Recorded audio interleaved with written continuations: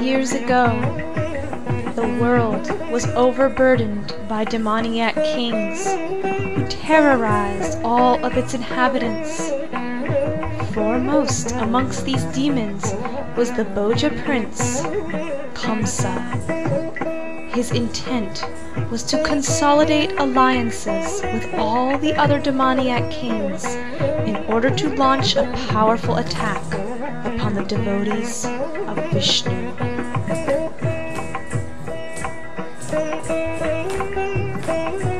In his quest for strong alliances, Kamsa was happy to marry his sister Devaki to Prince Vasudeva of the Yadu dynasty.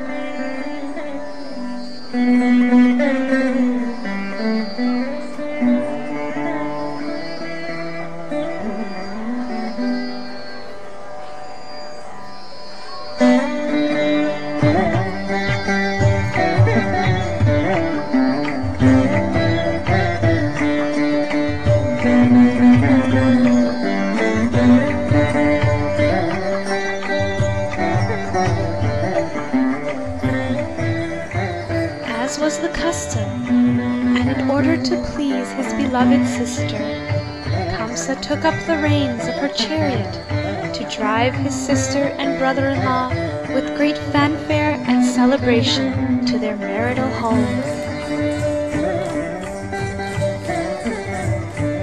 The procession of horses, elephants, musicians, and servants were passing very pleasingly, when suddenly a voice boomed from the sky.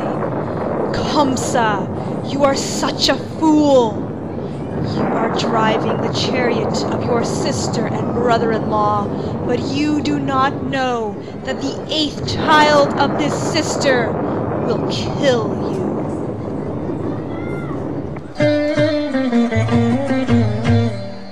Kamsa caught hold of Devaki's hair in order to kill her. Vasudeva, shocked at Kamsa's behavior, attempted to calm his brother-in-law. "You are the greatest warrior of your time. How is it that you are prepared to kill your own sister on the occasion of her wedding? Why do you fear death? Death was born along with your birth and is an inevitable fact of life, whether it comes now or later. Please, you need have no fear of your sister.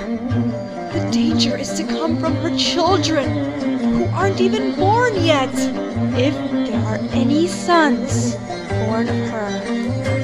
I promise that I shall present all of them to you for necessary action." Kamsa was satisfied by this promise, and they continued on their way.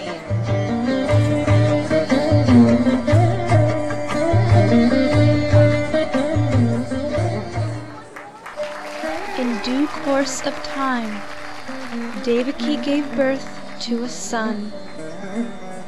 With great pain, Vasudeva took the newborn child to Kamsa, but was surprised when Kamsa graciously let him take the boy back home.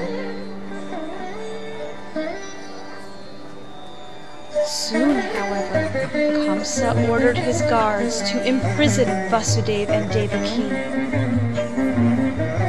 He even arrested his own father, Ugrasena, seizing the kingdom for himself. Within the prison, shackled in iron chains, Vasudeva and Devaki gave birth to 6 sons, 1 each year.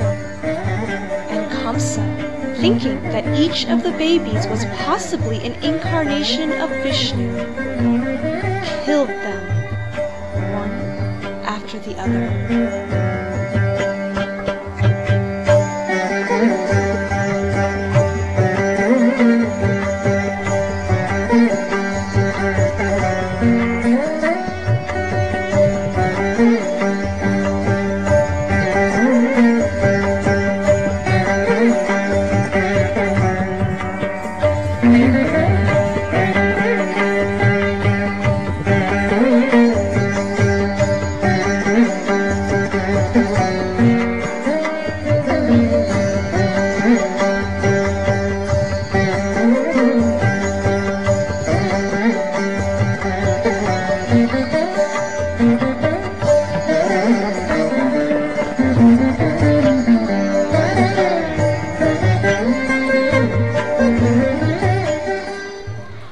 Devaki's 7th child, an expansion of Anantashesha, was transferred by Yogamaya to the womb of Rohini, Vasudeva's wife, who was living under the care of Nanda in Gokula.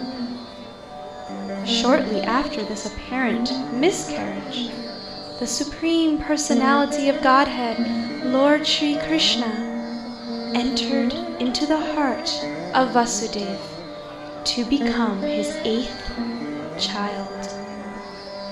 As the setting sun's rays are transferred to the full moon rising in the east, so the Supreme Lord transferred himself from the heart of Vasudeva to the heart of Devaki.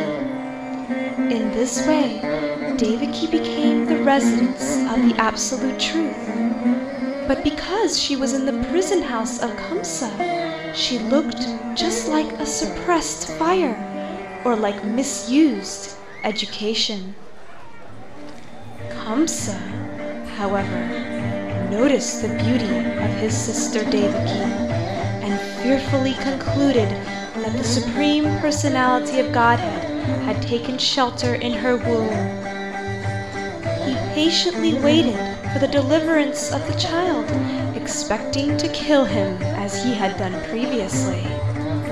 In the midst of his anxiety, the image of Vishnu began to haunt his every waking and sleeping moment. He was so absorbed in thought of the Supreme Lord that he only saw Krishna or Vishnu around him.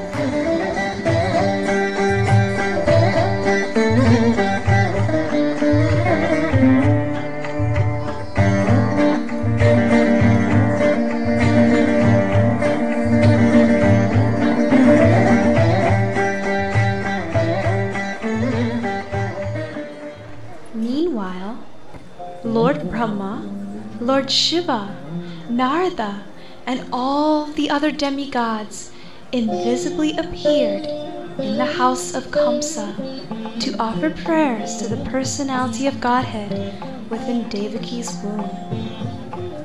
When the time came for the Lord's appearance, signs of good fortune were everywhere. The rivers were flowing full of water. Lakes were filled with lotus flowers. Within the forest, birds were singing. Peacocks danced. A pleasant breeze blew, and the clouds in the sky mildly thundered and showered. The Brahmins, who had been forbidden from offering sacrifices, felt peace in the core of their hearts and joyfully rekindled their fires. The denizens of heaven showered flowers, the Gandharvas sang, and the Apsaras danced.